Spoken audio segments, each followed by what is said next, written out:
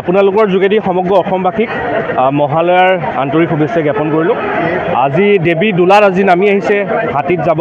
আৰু এই যি শৰতৰ যি আগমন, আজিৰ পৰা প্ৰায় দুৰ্গা পূজা আৰম্ভ হৈছে বুলি ক'ব পাৰি। আৰু বিশেষকৈ যোৰহাটৰ ক্ষেত্ৰত আচলতে মহালয়া এটা বিশেষ ব্যতিক্ৰম আছে।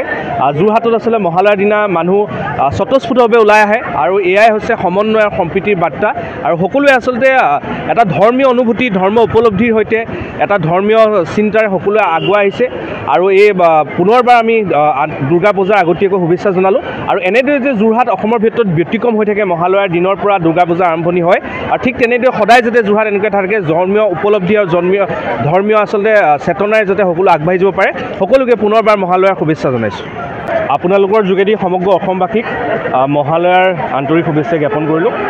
আজি দেৱী দোলাত আজি নামি আহিছে, হাতীত যাব। আৰু এই যি শৰতৰ যি আগমন, আজিৰ পৰা প্ৰায় দুৰ্গা পূজা আৰম্ভ হৈছে বুলি ক'ব পাৰি। আৰু বিশেষকৈ যোৰহাটৰ ক্ষেত্ৰত আচলতে মহালয়া এটা বিশেষ ব্যতিক্ৰম আছে। যোৰহাটত আচলতে মহালয়াৰ দিনা মানুহ স্বতঃস্ফূৰ্তভাৱে ওলাই আহে, আৰু এয়াই হৈছে সমন্বয় আৰু সম্প্ৰীতিৰ বাৰ্তা। আৰু সকলোৱে আচলতে এটা ধৰ্মীয় অনুভূতি, ধৰ্ম উপলব্ধিৰ সৈতে এটা ধৰ্মীয় চিন্তাৰে সকলোৱে আগুৱাই আহিছে। আৰু এই পুনৰবাৰ আমি দুৰ্গা পূজাৰ আগতীয়াকৈ শুভেচ্ছা জনালোঁ। আৰু এনেদৰে যে যোৰহাট অসমৰ ভিতৰত ব্যতিক্ৰম হৈ থাকে, মহালয়াৰ দিনৰ পৰা দুৰ্গা পূজাৰ আৰম্ভণি হয়। আৰু ঠিক তেনেদৰে সদায় যাতে যোৰহাট এনেকৈ থাকে, ধৰ্মীয় উপলব্ধি আৰু ধৰ্মীয় আচলতে চেতনাৰে যাতে সকলো আগবাঢ়ি যাব পাৰে, সকলোকে পুনৰবাৰ মহালয়াৰ শুভেচ্ছা জনাইছোঁ। আপোনালোকৰ যোগেদি সমগ্ৰ অসমবাসীক মহালয়াৰ আন্তৰিক শুভেচ্ছা জ্ঞাপন কৰিলোঁ। আজি দেৱী দোলাত আজি নামি আহিছে, হাতীত যাব।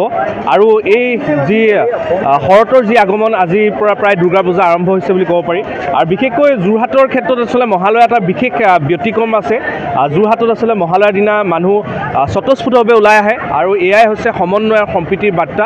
আৰু সকলোৱে আচলতে এটা ধৰ্মীয় অনুভূতি, ধৰ্ম উপলব্ধিৰ সৈতে এটা ধৰ্মীয় চিন্তাৰে সকলোৱে আগুৱাই আহিছে।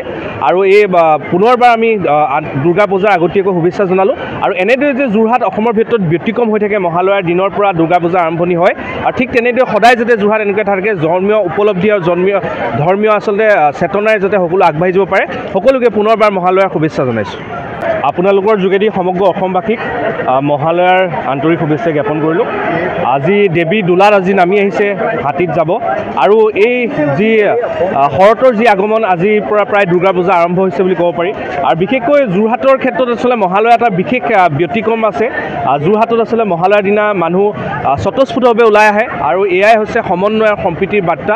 আৰু সকলোৱে আচলতে এটা ধৰ্মীয় অনুভূতি, ধৰ্ম উপলব্ধিৰ সৈতে এটা ধৰ্মীয় চিন্তাৰে সকলোৱে আগুৱাই আহিছে। আৰু এই পুনৰবাৰ আমি দুৰ্গা পূজাৰ আগতীয়াকৈ শুভেচ্ছা জনালোঁ। আৰু এনেদৰে যে যোৰহাট অসমৰ ভিতৰত ব্যতিক্ৰম হৈ থাকে, মহালয়াৰ দিনৰ পৰা দুৰ্গা পূজাৰ আৰম্ভণি হয়।